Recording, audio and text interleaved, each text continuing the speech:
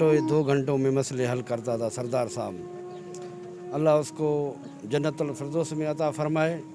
सिंध बलूचिस्तान बल्कि पूरे पाकिस्तान का ये ख्याल है। अभी मैंने तो कहा है कि सारे सरदार मंजूर अली खान पाहवर से मशवरे करते थे।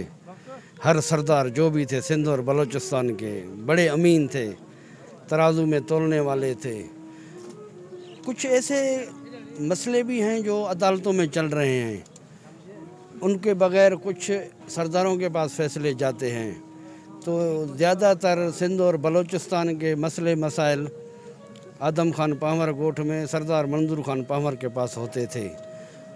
उसके लिए आज देखें कितने सारे कबायली सरदार सिंध के बलूचिस्तान के 85% मौजूद थे।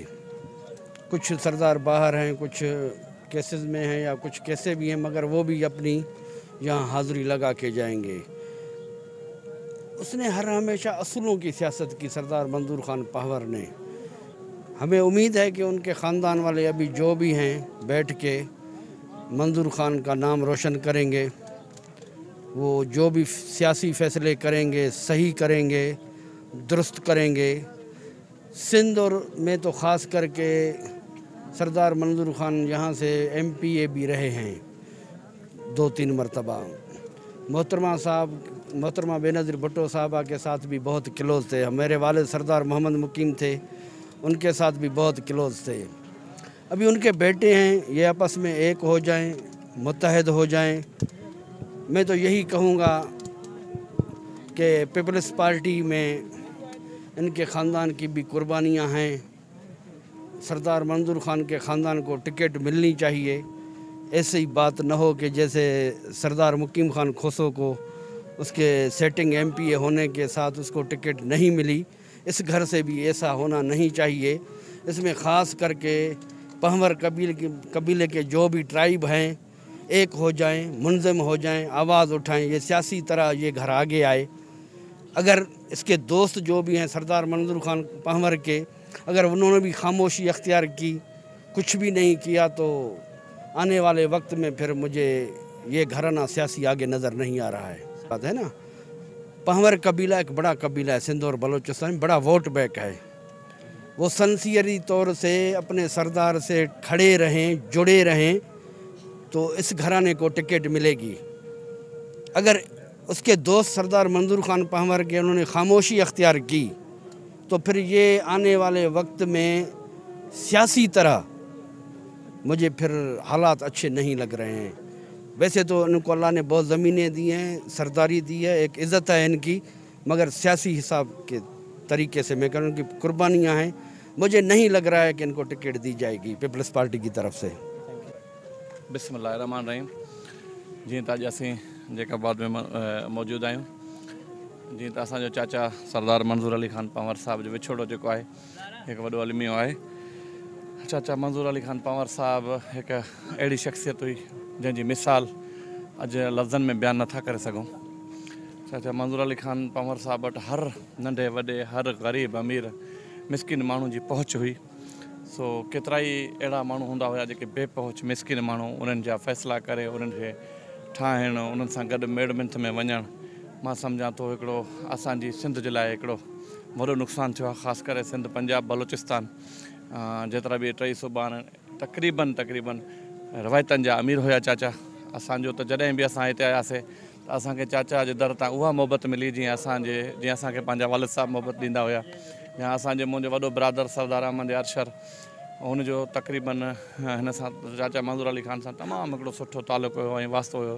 उन ज़िंदगी गॾु गुज़ारी ऐं 2 दफ़ा असेंबली में बि गॾु रहिया। सो चाचा मंजूर अली खान जो जेको विछड़ो आयो तमामु हिकिड़ो अलमनाक विछड़ो आहे। अहिड़ा माण्हू सालनि में न पर सदन में पैदा थींदा आहिनि। यार मीर साहब की माशाल्लाह जो सेहत और जो उनकी खिदमत थी ना, मेरे तो उनसे उनकी फौतगी से 2 दिन पहले मेरी फ़ोन पे बात हुई। जैसे वो वापस आए थे अमेरिका से, तो माशाल्लाह हशाश बशाश अमेरिका भी गए अपना इलाज कराने, नॉर्मल चेकअप कराने के लिए बड़े फुल सेहतमंद थे। मीर साहब पूरे इलाके के लिए, पूरे सिंध और बलूचिस्तान के लिए, अवाम के लिए ऐसे समझेंगे एक बहुत बड़ा सहारा थे। हर आदमी चाहता था कि उसके जो भी मसले मसाइल का फ़ैसला मीर साहब करें, क्योंकि मीर साहब से उनको बहुत तवक्को होती थी कि यहाँ हमें इंसाफ मिलेगा।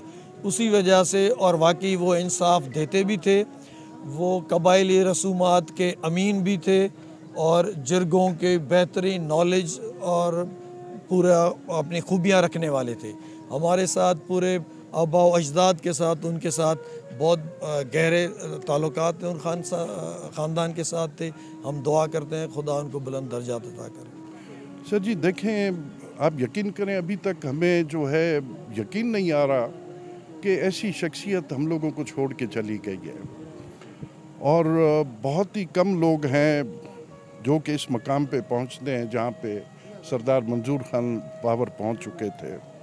सिर्फ सिंध नहीं, जैकबाबाद नहीं, बलूचिस्तान, पंजाब, हर जगह पे बड़े अच्छे नाम से और बड़े जो हैं अच्छे तरीके से जो है वो जाने जाते थे।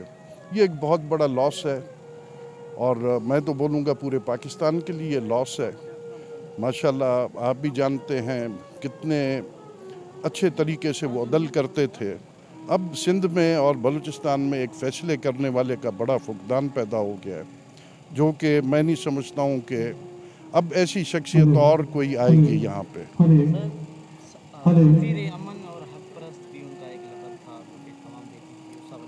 बिल्कुल, आपका बिल्कुल ये कहना दुरुस्त ही है। तो वो तो बिल्कुल, वो तो अमन के ही सफ़ीर थे। सारे आप देखें ना, कबायली निज़ाम जिसमें झगड़े, लड़ाइयाँ, मसले मसाइल, उन्हीं के पास आके सब तय होते थे और सब राज़ी होते थे। तो इससे जो है तो अमन बरकरार रहा, सिंध का भी, बलूचिस्तान का भी। तो ज़रूर वो अमन के सफ़ीर थे और उनकी जो है कमी मैं समझता हूँ कि बहुत ज़्यादा जो है दिन ब दिन लोगों को महसूस होगी। अभी तो नया नया सिलसिला है, काफ़ी जो है तो लोगों को अभी तक यकीन नहीं आ रहा कि ऐसा शख्स जो है हम लोगों में अब नहीं रहा। तो हम तो दुआगो हैं, अल्लाह उनको जन्नत नसीब करे। और मेरे अंदाजे से जो है वो एक बख्शी हुई रूह हैं अब इस वक्त। बड़ी शख्सियत थी, सिर्फ इस इलाके नहीं पाकिस्तान के लिए। उसने बड़ी जदोजहद की, लोगों के मसाइल हल किए और सियासी समाजी भरपूर अपना किरदार अदा किया। अल्लाह ताला उनको मग़फ़िरत फरमाए। नहीं, ये बड़ा लॉस है पूरे सिंध के लिए। और मंजूर खान पंवर जो थे वो एक अमीन थे पूरे सिंध के अंदर, उसको जाना जाता था। और ये जितने भी कबायली झगड़े थे सिंध के अंदर, उन सबों को जो ये अपना टाइम दे के वो उनको इस्लाह कराते थे। ये आज के ज़माने में बहुत बड़ा काम है ये, और इतना टाइम आज के ज़माने में किसी के पास नहीं है। मगर ये उन जगह पे जाते थे जहाँ पर ज़्यादा लोग जो है ना आपस में काफ़ी खून खराबा होता था। आपको पता है कि कोर्ट के जो मसाइल जो होते हैं वो इतनी जल्दी हल नहीं होते, उसमें सालों साल लग जाते हैं। पर इसने जब भी इसमें किसी भी फैसले में हाथ डाला, उसको ख़त्म करके ही उठता था। तो मैं समझता हूँ ये लॉस हमारा नहीं है, ये पूरे सिंध का लॉस है। साईं मीर साहब जो ख़्यालु जेको आहे, मां त नथो सम्झाए न सघंदुमि पूरो थींदो। छो त इहो मीर साहब जेको सिंध जो जस्टिस हो, हर क़ौम, हर कबीलो मीर साहब जे मथां पत कंदो हो, हर फ़ैसिलो मीर साहब कंदो हो। इहो ख़्यालु मूंखे तमामु वॾो ख़्यालु पइजी वियो आहे, ख़ासि तौर सिंध लाइ। सियासी रहमान भी हो, बुज़ुर्ग भी हो, दुआगो भी हो। बहरहाल हिकिड़ो इहा ॻाल्हि आहे कि ख़्यालु ॾाढो पइजी वियो आहे। मेहरबानी जी, मैं समझता हूँ कि ये बहुत बड़ा एक नुकसान है जिसका कोई अज़ाला नहीं है। मीर साहब की जो शख्सियत थी उस पर मैं समझता हूँ कि एक अनकंट्रोवर्शियल, और अपनी कोई भी हमारा सिंध में या बलूचिस्तान में, पंजाब में जितने भी लोगों के ये मसाइल थे वो मीर साहब के पास आकर और उसी के सुपरविज़न में बैठ के और लोगों ने मसाइल अपने हल किए। मैं समझता हूँ कि एक बहुत बड़ा नुकसान है, हमारा फैमिली का तो नुकसान है, लेकिन सारी सिंध का और हमारे पूरे इस खत्े का नुकसान है मीर साहब का जो ये हुआ है अपना। तो मैं समझता हूँ अल्लाह पाक से यही दुआ है कि अल्लाह पाक उनके दर्जात बुलंद करें और इंशाअल्लाह जो भी अपनी आगे है उनकी फैमिली को सबको हिम्मत दे के इस लॉस का, इस जो अपना नुकसान है उसका बर्दाश्त का सब्र दे। बहरहाल उनकी एक वर्सटाइल, उनकी एक अपनी शख्सियत थी जिसको आप बोलें, ना सिर्फ अपना एक उनका जो अपनी सिंधी सकाफ़त का, घोड़ों के बहुत बड़े शौकीन थे। मैं समझता हूँ आखिरी वक्त तक मीर साहब का जो एक लगाव था, तो और मैं समझता हूँ इसके अलावा सियासत के अंदर या बाकी भी मामलात में जो मीर साहब का एक किरदार है, एक मिसाली किरदार था। और मैं नहीं समझता कि उनका कोई अभी है, लेकिन मेरी यही दुआ है उनकी फ़ैमिली के लिए, सारे भाई हैं हमारे मीर साहब के जो भी नौजवान हैं, बेटे या उनकी पूरी फ़ैमिली, अल्लाह पाक उनको हिम्मत दे और मीर साहब के नक्शे कदम पे चलने की तौफीक दे।